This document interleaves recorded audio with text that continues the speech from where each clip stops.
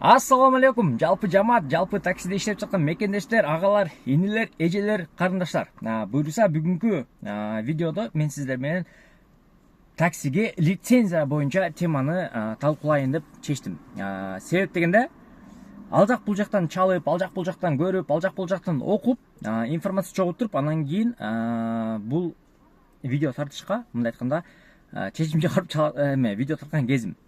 Биринчиден,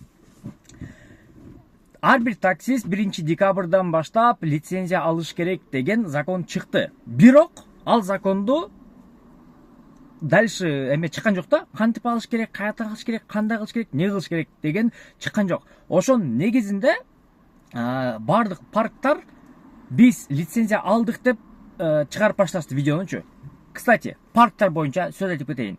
Эгерде кимде ким парк издеп жаткан болгон болсо, мен сиздерге формула паркты сунуштайм. Формула парктын проценти 1% болгону гана жана ар бир водительге фотоконтролдон өтүп, ошол паркка подключение болгондон кийин 500 сом сиздин балансыңызга салып берет экен. 500 сом сразу элестеткиле. Силер подключение кылыңар, силерге 500 сом подключение кылып берди. Жана ошол парк менен дальше иштей бересиңер. 1% менен болгону. Мен оюм бул процент, по-моему, эң эле аз проценттердин арасындагы парктардын бири окшойт го деген ой келип калды. Ошон үчүн кимде ким ушул паркка кошулам деген болсо, бияка номерлерин калтырып кетем. Кимде ким чалып туруп кошулган болсо, кошулуп ушул паркка иштеп 500 сом бонус алып туруп ишти кыла бергиле. Так, улантабыз. Ар бир парк, получается, ар ким өзүнө сертификат алып, биз эми лицензированный парк болдук дагы, эми биз водительдерге лицензия бере алабыз деген жаңылыктарды аябай көп парктар чыгарып баштады. Менин сөз тарабым азыр бул жакта бир паркты жамандаш, же бир паркты жакшылап, же бир паркты мындай кылыш деген максат эмес. Мен бул жерде просто информацияны чогулттум. Ошол информация менен силер менен бөлүшүп туруп, силердин оюңарды кандай болот экен, оюңар боюнча эмне деген жоопту алуу ниетинде бул видеону чыгарып жатам. Эми кеттик. Так, ар бир парк, лицензия алган парк, жанагындай сертифицированный парктар бар го. Ошол паркты алып туруп, биз эми водительдерге лицензия бергени укугубуз бар, эми ушундай кылып алабыз деп алар реклама кылып башташты. Ар бир парктарчы, эми жанагындай лицензия алган парктар. Эми бул жакта экинчи тарап бар. Ар бир тыйында эки тарап бар го. Мисалы үчүн мына образно бияктан так 5 сом деп коелу.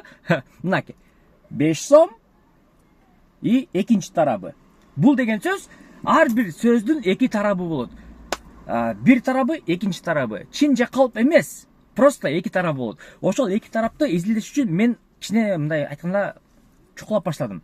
Чок чиму, каяктан, кандай, эмне, чо, как депчи.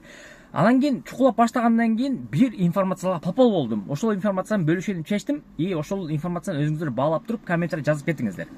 Экинчи информация боюнча сиздерге информация берип кетейин. Так, получается, экинчи информация бул подключашкалар боюнча.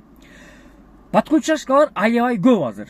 Жанагындай парктар, мисалы үчүн анча-мынча парктар сертифицированный парк алат дагы, бирок өздөрү машина бербейт, өздөрү машиналар менен алек болбойт, чисто подключение катары сертифицированный парк болот. Но бул жерде көбүнчө вариант бар, то что сертифицированный парк эгерде өздөрүнүн водителин кошкондон кийин алар обязательно өздөрүнүн машинасын кошуп да, то есть өзүнүн паркы болот. Получается аренда, выкуп, лизинг, ну и тому подобное. Подключашкалар только кошот, каяктан келдиң, кандай кылып келдиң, неважно. Сен машинаңды кошот дагы и сен линияга чыгарат. Эми эки тарап болот бул жерде. Биринчи тарап, сертификацияны азыр только гана ошол машиналарды арендага бергендер, арендага колдонууга бергендер, лизингке жанагы берген парктар лицензия алып туруп, биздин парк сертификацион болду, ошол парк аркылуу сиздер лицензия ала аласыңар деген жаңылыкты чыгарышты. Подключашкалар, мен чогуттун информациясын чукулап жазып көрдүм, чогутам наркы берки деп айтып көрсөм, алар айтышты. Өзү негизи мындай дейт.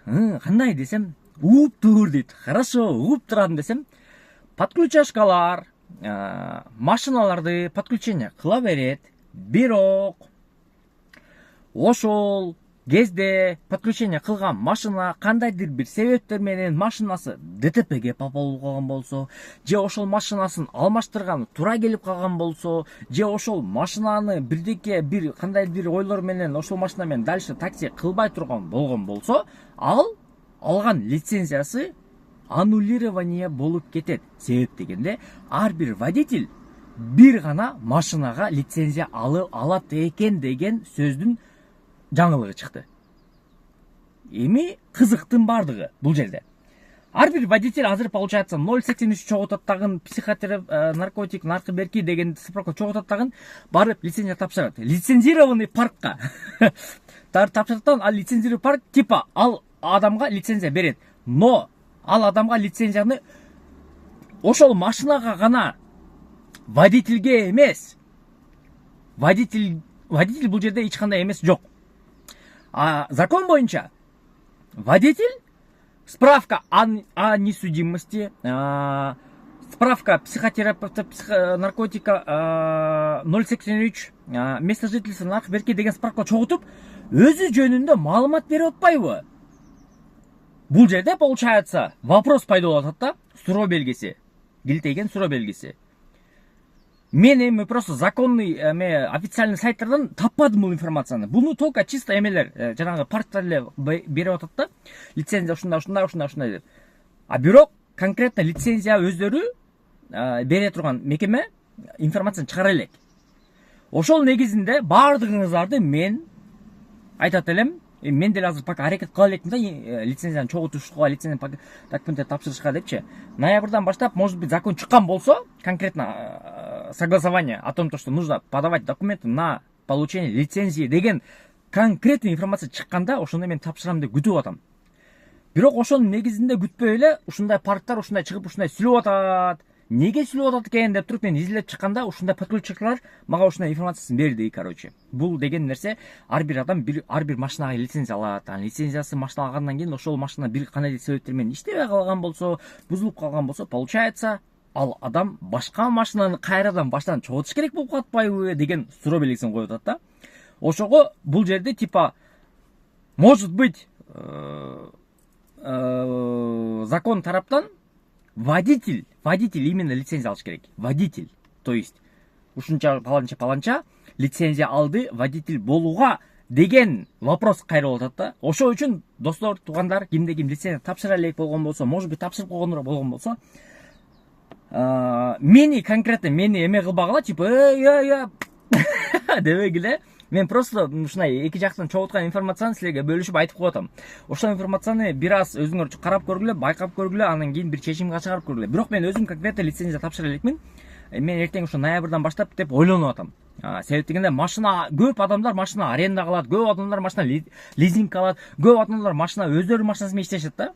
Анан получается ар бир адам өзүнүн машинасын лицензия алып, өзүнүн лизинг алган лицензиясын алып, аренда алган лицензиясын алып, кийин бир малда башка бир паркка өтүп же башка бир машинаны аракет кылган болсо, ошондо кайра машина тапшырып калабы? То есть получается ар бир машина алмаштырган сайын лицензия тапшырып калабы деген вопрос кайрылып атат да. Ошол үчүн туугандар, бардыгыңыздар дагы бир жолу ойлонуп карап көрүңүздөр, жана ушул законный уровеньде чыкканда анан кийин лицензияга тапшырыңыздар деп туруп мен лично өзүм оюмду айтып атам. Бирок эч качан силерди үгүттөгөн жокмун. Барыңыздарга ассаламу алейкум, барыңыздар ийгилик, чоң рахмат. Подписка жана лайк басып койсоңуздар адыш болот эле.